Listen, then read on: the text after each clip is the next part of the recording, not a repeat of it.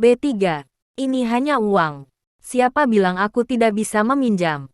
Philip memelototi Juan dengan kejam. Juan tercengang saat ekspresinya membeku. Ketika keterkejutan masih terlihat jelas di matanya, Philip melemparkan kantong plastik di tangannya ke depan dia dan Win. Tas itu jatuh dengan bunyi gedebuk dan gulungan uang tunai muncul di depan mata mereka. Sudut mata Juan berkedut sedikit saat bibirnya bergetar. Tangannya tanpa sadar mengepal.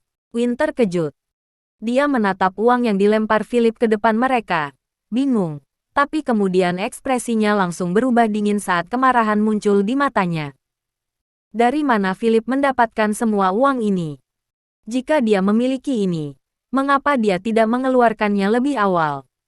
Saya bahkan harus menemani pria lain dengan mengobrol dengan gembira dengannya. Apakah dia tidak tahu betapa melelahkannya itu? Ini 100.000. Aku akan membayarmu kembali sekaligus, termasuk pinjaman masa lalu. Jangan pernah datang ke sini lagi, kata Philip dingin. Juan tidak mengambil uang itu. Sejujurnya, 100.000 ini tidak berarti banyak di matanya.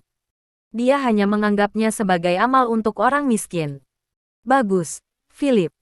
Kamu berhasil mendanai sebanyak ini dalam waktu sesingkat itu. Tapi aku penasaran. Siapa yang akan meminjamkanmu begitu banyak dalam waktu sesingkat itu?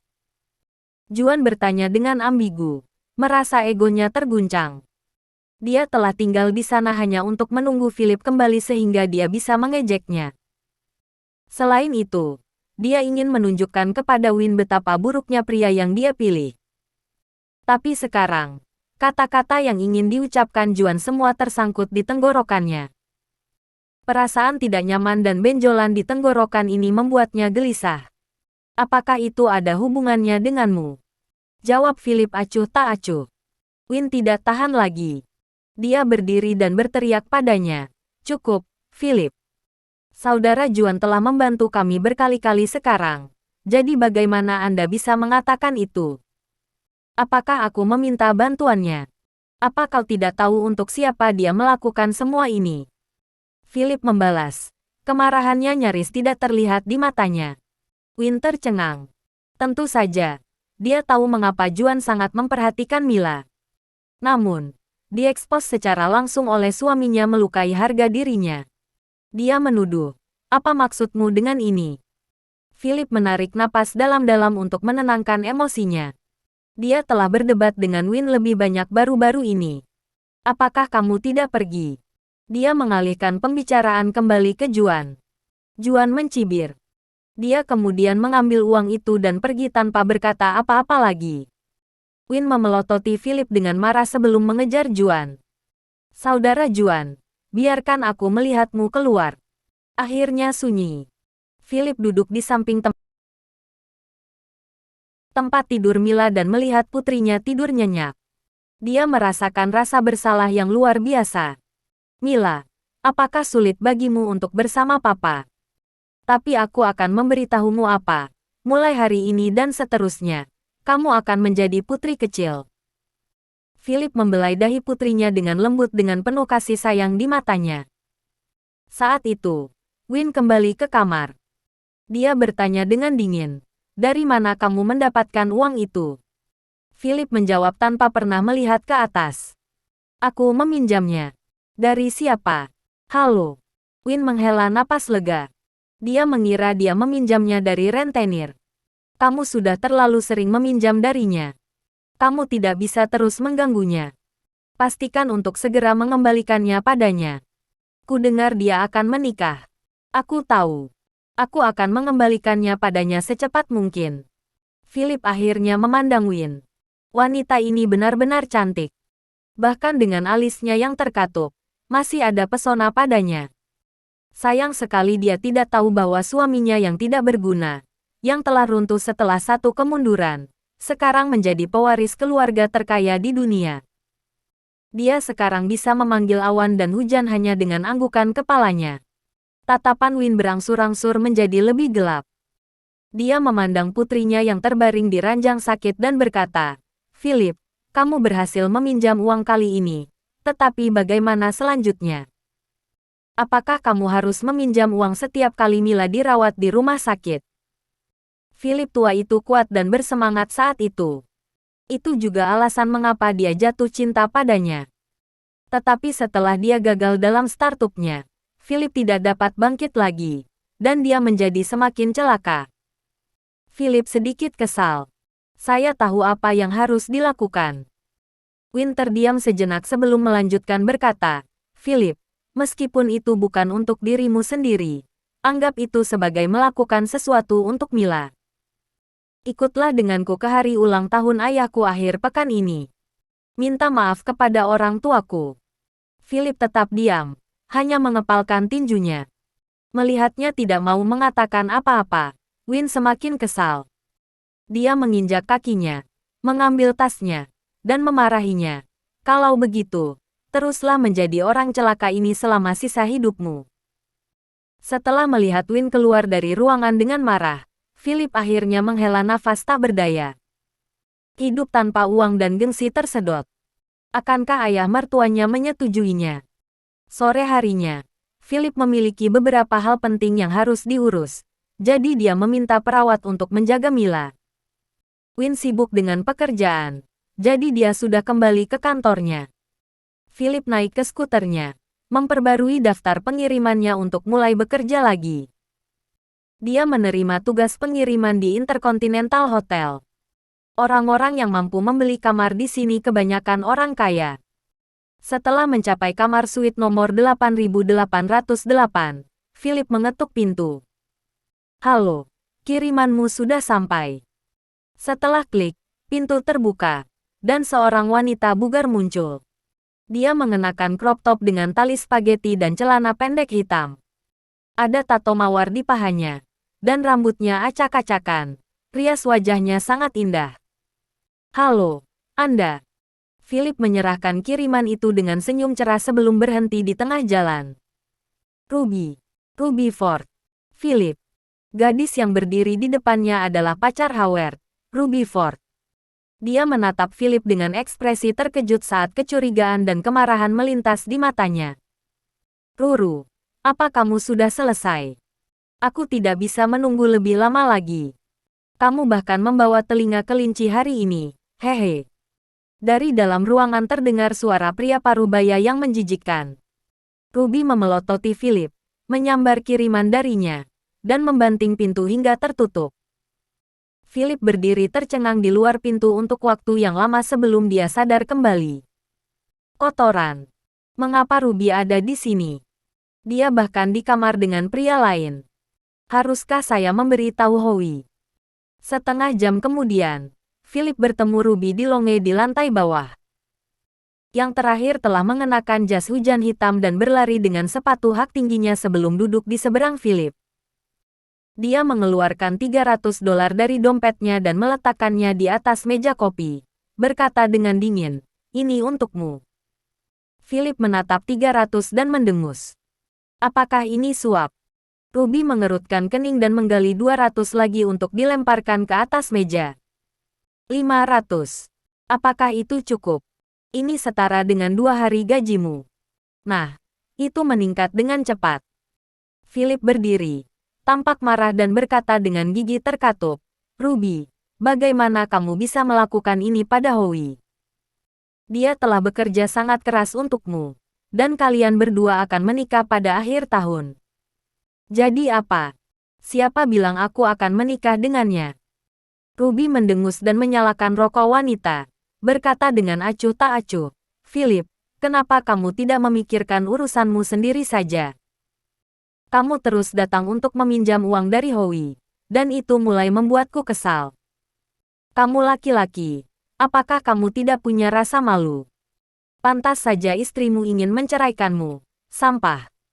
Ruby kemudian berdiri dan menyilangkan tangannya, menatap Philip dengan bangga. Jangan katakan sepatah kata pun tentang apa yang terjadi hari ini, atau aku akan meminta seseorang mematahkan kakimu. Setelah itu, Ruby menghampiri pria parubaya montok yang sedang menunggu di samping, dan keduanya meninggalkan hotel, bergandengan tangan. Philip mengepalkan tinjunya erat-erat. Setelah dia mengambil uang di atas meja, Dia meninggalkan hotel dan membuat catatan mental untuk memberitahu Howie tentang hal itu. Saat itu, telepon Philip berdering. Sekilas ide penelepon menunjukkan bahwa itu adalah panggilan dari manajernya, Wilson Yang. Saat dia menjawab panggilan itu, kemarahan yang menggelegar meledak dari ujung yang lain. Philip, apa yang kamu lakukan? Saya telah menerima lebih dari 10 panggilan telepon pengaduan. Apakah Anda mengirim ke Mars? Kembalilah langsung setelah pengiriman Anda, lalu berkemas dan tersesat. Wilson menjadi gila karena marah. Hanya dalam waktu setengah jam, dia telah menerima lebih dari 10 panggilan telepon keluhan tentang Philip. Itu membuatnya gila. Apakah sampah ini mencoba bekerja sama sekali? Tuan muda, kamu bisa berhenti memarahiku karena aku benar-benar berhenti. Aku baru saja memecatmu. Katakan apa? Philip Clary. Philip menutup telepon. Pertama-tama, dia sudah gila. Dan sekarang hanya seorang manajer yang memarahinya untuk but. Hidup telah memaksanya untuk menoleransi semuanya saat itu. Tetapi segalanya berbeda sekarang. Dia telah dibuat untuk mewarisi kekayaan keluarganya dan sekarang menjadi pewaris konsorsium terbesar di dunia. Jadi bagaimana dia bisa membiarkan sembarang orang mencaci maki dia begitu sederhana? Philip mengeluarkan ponselnya dan menelepon George. George, saya ingin membeli kembali perusahaan saya, bukan? George menjawab, Tuan muda, perusahaan itu awalnya didirikan oleh Anda, tetapi Anda akhirnya menjualnya karena bangkrut. Jika Anda ingin membelinya kembali, katakan saja. Philip berkata dengan tenang, oke. Dalam 10 menit, aku ingin menjadi pemiliknya. 2 menit kemudian, George mengirimi Philip pesan singkat, Tuan muda. Selesai. Anda sekarang adalah pemilik layanan pengiriman GoPer. Philipus mengangguk. George sangat efisien. Philip naik ke skuternya dan langsung pergi ke kantor. Wilson Yang, tunggu ayah. Tunggu saja dan lihat bagaimana aku akan mengulitimu hidup-hidup. Layanan pengiriman GoPer adalah perusahaan yang didirikan Philip. Namun, karena manajemen yang buruk, ia bangkrut dan harus menjualnya. Semalam, Philip telah berubah dari bos menjadi staf rendahan. Dia kehilangan semua pesonanya dan hanya tersisa ejekan tanpa akhir dan sambutan dingin. Di GoPer Deliver Services Limited Liability Company, Wilson yang menatap teleponnya di ruang tunggu, dengan marah. Sial. Philip ini hanya mencari masalah. Hanya karena aku tidak bisa memecatmu. Siapa kamu sampai berbicara seperti itu padaku? Beberapa anggota staf yang berdiri di samping semuanya mengerutkan leher mereka, takut terjebak dalam api. Saat itu, pintu utama perusahaan didorong terbuka, dan seorang pria parubaya masuk. Setelah melihat pria itu, Wilson langsung memasang senyum menyanjung. Bos, mengapa kamu tidak memberitahu kami bahwa kamu akan datang? Aku bisa saja pergi untuk menyambutmu. Itu adalah pemilik perusahaan, Kevin Teng. Tuan Teng meliriknya sebelum berkata, semuanya, persiapkan dirimu untuk menyambut pemilik baru. Wilson tercengang. Pemilik baru. Marteng berkata, seseorang telah menghabiskan 10 juta untuk membeli perusahaan ini. Wilson bertanya dengan hati-hati, siapa pemilik baru ini? Haruskah kita menyiapkan sesuatu? Marteng mengerutkan kening dan menjawab, saya tidak akrab dengan pemilik baru. Jadi semua orang, berhati-hatilah nanti. Setelah itu, staf mengikuti Pak Teng untuk bersiap di pintu masuk utama perusahaan. Wilson malah memamerkan otoritasnya dengan mengatakan, semuanya, tetap semangat. Pemilik baru akan segera datang. Jika Anda berkinerja baik, Anda bahkan mungkin mendapatkan kenaikan gaji atau promosi. Ini tentang Anda dan dompet Anda. Dasar bajingan, hanya tahu cara berciuman. Dia pasti bermaksud, ini tentang dia. Penjilat apa? Beberapa staf bergosip dengan tenang. Ini bukan pertama kalinya mereka merasa jijik terhadap Wilson Yang. Pria itu sama seperti mereka sebelumnya, hanya staf pengiriman. Tapi dia adalah seorang penjilat yang tidak tahu malu sehingga dia akhirnya mengamankan posisi manajer hanya dengan menyedot ke manajemen yang lebih tinggi. Saat itu, Bentley hitam berhenti dengan mantap di depan pintu masuk perusahaan. Setelah beberapa pemikiran, George telah memutuskan untuk datang dan melihat perusahaan secara langsung, berpikir bahwa dia dapat membantu tuan muda. Jika itu dapat membuat tuan muda dalam suasana hati yang baik, pemuda itu bahkan mungkin membuat perjalanan pulang. Wilson berdiri di belakang Merteng, menggosok tangannya untuk mengantisipasi. Dia di sini. Dia di sini. Dia tahu bahwa kedatangan pemilik baru berarti kedatangan kesempatannya untuk menunjukkan penampilannya. Saat itu, Philip juga datang dan menghentikan skuternya tepat di depan Bentley. Saat dia melihat Philip, seluruh tubuh Wilson gemetar karena marah. Dia menunjuk Philip dan berteriak, "Philip Clarke, kenapa kamu di sini? Cepat dan menyingkir." Juga, tiba dan menghentikan skuternya tepat di depan Bentley. Saat dia melihat Philip, seluruh tubuh Wilson gemetar karena marah. Dia menunjuk Philip dan berteriak, "Philip Clarke, kenapa kamu di sini? Cepat dan menyingkir." Juga, B4. Wilson sekarang mendidih karena marah. Orang gila itu memblokir Bentley bos baru. Apakah dia mencari masalah? Philip Clarke, untuk apa kau masih berdiri di sana? Menyingkirlah. Wilson menunjuk Philip dan menyalak padanya. Philip baru saja memarkir skuternya ketika dia menerima teguran lagi dari Wilson. Oh tidak. Philip sudah selesai kali ini. Kakak Will akan sakit. 10 panggilan pengaduan. Dan orang gila ini masih punya nyali untuk kembali. Ini akan menelan biaya setidaknya 200 dalam potongan. Itu pekerjaan sehari. Beberapa staf bergosip dengan tenang, dan beberapa lainnya menikmati pertunjukan. Di antara mereka ada beberapa staf lama yang pernah bekerja untuk Philip. Ketika mereka melihat pria itu berubah menjadi pria pengantar barang seperti mereka mulai menjadi lebih jahat padanya. Philip sudah terbiasa. Saat itu, Martang melirik Philip dengan dingin. Dia tampak kesal dan bertanya, "Manajer Yang, apakah ini staf Anda?" Wilson dengan cepat menjawab sarkasme berat dalam nada suaranya. "Bos, Anda tidak sering datang ke sini, jadi saya lupa memperkenalkan Anda. Ini Philip Clarke, mantan pemilik perusahaan kami. Dia sekarang hanya pengantar barang rendahan di sini." Wilson sengaja menekankan kata mantan pemilik saat mengucapkannya dengan ejekan yang kental. "Oh, Philip, Anda akan mendapatkan apa yang pantas Anda dapatkan berkat karma. Hahaha." Ekspresi Tuan Teng menjadi gelap. Dia mengerutkan kening dan berkata, "Bersihkan yang tidak berguna itu sehingga kita dapat menyambut pemilik baru." Dia akhirnya ingat Philip, pemuda sedih yang telah menjual perusahaan ini kepadanya bertahun-tahun yang lalu. Sayangnya, Martang memiliki kecerdasan yang tinggi tetapi ingatannya pendek. Jadi pria seperti Philip yang berada di tingkat bawah dalam masyarakat tidak pernah meninggalkan terlalu banyak kesan. Martang kemudian meluruskan jasnya dan bergerak menuju Bentley dengan senyum lebar. Setelah menerima perintah, Wilson segera mengambil alih otoritas dan menunjuk Philip dengan nakal. "Philip, kemasi tasmu dan pergi." Philip memutar matanya dan menatap Wilson seperti orang idiot sebelum melontarkan satu kata, "Orang gila." Semua orang yang hadir telah mendengar jawabannya, dan ekspresi mereka berubah menjadi aneh. Wilson segera berkobar. Jarinya hampir menyentuh hidung Philip saat dia berteriak, "F-cek. Coba katakan itu lagi." Philip kemudian tertawa dingin. "Terserah kamu. Kamu gila. Seluruh keluargamu gila. Kamu sudah mati, Philip.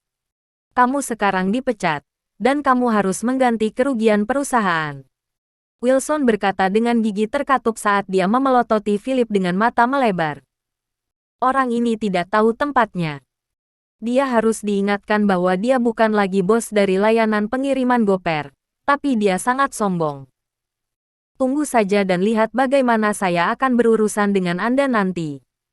Tiba-tiba, pintu Bentley terbuka, dan seorang pria tua dengan tongkat keluar dengan ekspresi marah. Siapa yang berani memecatnya? Pria tua itu kemudian berjalan melewati Kevin Tang's, yang datang untuk menerimanya dengan senyum di wajahnya, dan yang mengejutkan semua orang, berhenti di depan Philip. Dia menegakkan tubuh, sedikit membungkuk, dan menundukkan kepalanya. Tindakannya lancar, menunjukkan rasa hormat yang besar. "Tuan muda, maaf saya terlambat," kata lelaki tua itu. Suaranya tidak nyaring, tapi terdengar seperti pin yang jatuh dalam kesunyian. "Tuan muda." Semua orang tercengang. Apakah Philip Clarke tiba-tiba menjadi tuan muda? Apa yang sedang terjadi? Kevin Tang's tercengang saat senyum di wajahnya menegang. Sebaliknya, Wilson sangat terkejut sehingga dia tertawa terbahak-bahak. "Tuan tua, apakah Anda pemilik baru kami? Anda bisa berhenti bercanda. Philip ini adalah staf tingkat terendah di perusahaan kami, jadi Anda pasti salah." George hanya meliriknya dengan dingin, berpikir, bagaimana mungkin orang biasa seperti dia memahami kehebatan tuan mudanya. Kevin sedikit mengernyit dan berlari kecil sebelum berkata dengan semangat, "Presiden Thomas, tolong jangan bercanda dengan kami seperti itu. Ayo, kita bicara di dalam." Kevin Tang's adalah seorang pengusaha, jadi dia bisa mengenali George Thomas. Pria itu adalah presiden grup Apex, sosok yang kuat di Riverdale City. Namun, George tetap terpaku di tempat, menatap dingin ke arah Kevin dan Wilson dengan ekspresi gelap. "Siapa yang bercanda denganmu? Ini pemilik baru perusahaanmu. Bagaimana itu mungkin?" Pemilik barunya adalah Philip. Wilson tidak mempercayainya. Begitu pula Kevin. "Saudara Will, bukankah kamu baru saja mengatakan bahwa kamu ingin memecatku?" Philip memandang Wilson, berusaha untuk tidak tersenyum. "Philip, apakah kamu meminta masalah? Jangan panggil aku, Saudara Will." Wilson meraung. Dia membenci julukan itu. "Lebih baik kamu pergi sekarang dan ganti kerugian perusahaan. Itu 10.000. Wilson tersenyum sinis. "Hah? Bagaimana mungkin Philip menjadi pemilik baru perusahaan? Dengan orang seperti dia, jangan membuatku tertawa." Philip, bagaimanapun, masih menatap Wilson, berusaha untuk tidak tertawa. "Apa yang kamu lihat? Bagikan uangnya sekarang." Wilson mencibir. "Apa yang salah dengan aku menatap?" Philippus tersenyum. "Kau hanya mencari masalah, bukan? Aku hanya akan membantumu jika aku tidak memecatmu karena apa yang baru saja kau katakan." Wilson berdiri tegak, mencibir. Dia adalah manajer perusahaan, jadi dia secara alami memiliki wewenang untuk memecat staf di bawahnya. "Kalau begitu, aku akan memberitahumu apa, Wilson. Aku memecatmu sekarang, jadi kamu bisa mengalahkannya." Philip bersandar pada skuternya dengan tangan dimasukkan ke dalam saku ini saat dia berkata dengan acuh tak acuh. Wilson yang ini idiot. Dia masih tidak bisa memahami hal-hal pada saat ini. Tetapi Kevin Tang's, yang telah berdiri di samping, akhirnya menyadari. Kotoran. Philip adalah pemilik baru perusahaan. Memikirkan hal ini, keringat dingin mulai terbentuk di dahi Kevin saat dia membuang muka, enggan menghadapi pemandangan ini. Dia ingin mencekik Wilson. "Apa yang kamu katakan? Kamu memecatku?" Wilson tertawa dengan ekspresi bengkok. Apakah Philip ini membenturkan kepalanya di suatu tempat untuk bisa melontarkan omong kosong seperti itu? Pada saat itu, George, yang berdiri di samping Philip, menatap Wilson dengan dingin. "Jika tuan muda kami mengatakan untuk memecatmu, kamu dipecat." Ekspresi George gelap. Untuk berpikir bahwa seseorang akan memiliki keberanian untuk mempermalukan tuan muda mereka, sungguh bodoh. Wilson kemudian menyadari bahwa bos barunya berdiri tepat di depannya. Tapi sebelum dia bisa bereaksi, Kevin telah melemparkan tamparan keras ke wajahnya dan meraung. "Wilson yang hilang sekarang juga. Kamu dipecat." Wilson yang ini idiot. Kevin bertanya-tanya bagaimana dia bisa mempercayai pria ini dan bahkan mempromosikannya ke posisi manajer sejak awal. "Bos, Apa maksudmu dengan ini? Wilson memegangi pipinya, menatap Kevin dengan tidak percaya. Maksud saya, Philip Clarke adalah pemilik baru. Dan karena dia bilang Anda dipecat, Anda dipecat. Semua orang tercengang mendengar kata-kata Kevin. Seluruh tubuh Wilson gemetar saat dia berteriak, tidak mungkin. Dia sudah bangkrut. Jadi bagaimana mungkin orang bangkrut seperti dia menjadi pemilik baru? Kevin mengerutkan kening. Dia tidak sesederhana yang kamu pikirkan. Wilson menoleh untuk melihat Philip. Ekspresinya goyah. Dia akhirnya menyadari bahwa lelaki tua yang berdiri di depan Philip adalah Presiden Thomas dari grup Apex. Orang kaya bernilai miliaran dan orang terkaya di Riverdale City. Dan jika dia memanggil Philip sebagai tuan mudanya, maka Wilson yang mulai sekarang dan seterusnya, kamu dipecat. Kalahkan. Philip menegakkan tubuhnya. Setelah dia berbicara, Wilson berdiri terpaku di tempatnya, tercengang. Bukankah Anda hanya menikmati diri Anda memarahi saya sebelumnya? Anda bahkan mencoba memecat saya. Tapi, sayang sekali bagi Anda, saya pemilik baru di sini. Jika aku ingin kau pergi, kau pergi. Terdengar bunyi gedebuk keras. Wilson jatuh berlutut dan berpegangan pada kaki Philip. Clarke, saya terlalu buta untuk mengenali Anda apa adanya. Saya terlalu penuh dengan diri saya sendiri. Tolong jangan pecat saya. Bersedia bahkan untuk melakukan pengiriman. Philip mendengus. Sekarang kamu tahu bahwa kamu bersalah. Tapi, apakah kamu akan memaafkanku jika ini tidak terjadi? Kesalahanmu hanya akan membawa kehancuran pada diri sendiri. Philip telah mendorong Wilson ke jurang hanya dengan beberapa patah kata. Setelah itu, dia menoleh untuk melihat staf perusahaan dan berkata, saya tahu bahwa banyak dari Anda telah memandang rendah saya ketika saya berada di saat-saat tergelap saya, tetapi tidak apa-apa. Mulai hari ini, semua gaji Anda akan berlipat ganda. Dalam sekejap, semua staf menjadi gempar. Bayaran ganda. Tuan Clarke luar biasa. Aku mencintaimu, Tuan Clarke. Philip kemudian menatap seorang wanita cantik yang berdiri di belakang kerumunan dan mengumumkan. Satu hal lagi, posisi manajer Wilson akan digantikan oleh Miss Agnes Summer. Desir. Kerumunan menoleh ke belakang untuk melihat Agnes, seorang wanita yang mengenakan setelan rok seragam hitam yang menonjolkan sosoknya yang sempurna.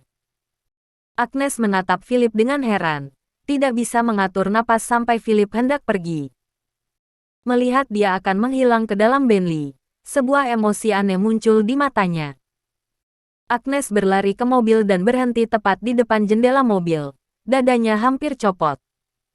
Dia mengerutkan bibirnya lalu berkata, Philip. Tidak, Tuan Clarke, apakah Anda mempromosikan saya untuk menjadi seorang manajer? Mata Philip samar-samar mencuri pandang ke dada Agnes yang indah. Lalu dia tersenyum dan bertanya, Kakak Agnes, ada apa? Apakah kamu tidak percaya pada kemampuanmu? Wanita ini, Agnes Summer, masuk akal, memiliki sosok yang hebat, dan cantik. Dia telah bekerja di bawah Philip sebelum ini, jadi mempromosikannya sekarang bukanlah hal yang tidak terduga. Ini adalah hak istimewa menjadi bos. Aku hanya takut aku mungkin tidak cukup baik. Agnes terdengar bertentangan. Dia tidak pernah membayangkan bahwa Philip akan menjadi pemilik baru begitu tiba-tiba. Meskipun dia sudah menjadi pemilik sebelum ini, perusahaan itu kecil, dengan hanya beberapa staf. Omset perusahaan sekarang telah melebihi 5 juta setiap tahun. Itu pasti berarti Philip telah menghabiskan miliaran untuk membeli perusahaan hari ini. Tenang, Suster Agnes. Luangkan waktumu untuk membiasakan diri dengan berbagai hal, dan jangan khawatir. Philip tersenyum, dan itu menjadi obat penenang bagi Agnes. Saat dia melihat Philip pergi dengan Bentley, Agnes mengerutkan bibir merahnya saat dia merenung. Siapa sebenarnya dia? Mengapa dia harus bertindak miskin jika dia sangat kaya sejak awal? Di dalam Bentley. Tuan muda. Ada proyek investasi besok, dan kamu harus bertemu dengan bos perusahaan lain. Senyum muncul di wajah George yang keriput. Aku tidak akan pergi, jawab Philip tegas. Dia tidak ingin peduli tentang semua ini. Saya terpaksa mewarisi kekayaan keluarga, jadi jangan pernah berpikir untuk meminta saya pergi kemanapun. Kalau begitu, Tuan Muda, tolong kembalikan 100.000 itu kepadaku, kata George dengan tenang. Mata Philip membelalak kaget sebelum akhirnya menjawab, meskipun dengan enggan. Baik, baik, baik. Aku pergi. Oke. Untuk berpikir bahwa pewaris keluarga kaya seperti saya harus berusaha sekuat tenaga untuk 100.000. Sedihnya. Mendesah. Baiklah, Tuan Muda. Aku akan datang dan menjemputmu besok. George tersenyum. Begitu dia turun dari mobil, Philip mendengar suara bingung. Philip, kenapa kamu ada di sini? Philip tanpa sadar berbalik untuk melihat Win dengan ekspresi bingung saat dia menatapnya dengan tatapan aneh. Philip panik dalam hati. Oh tidak, Win akan mencari tahu tentang identitasku.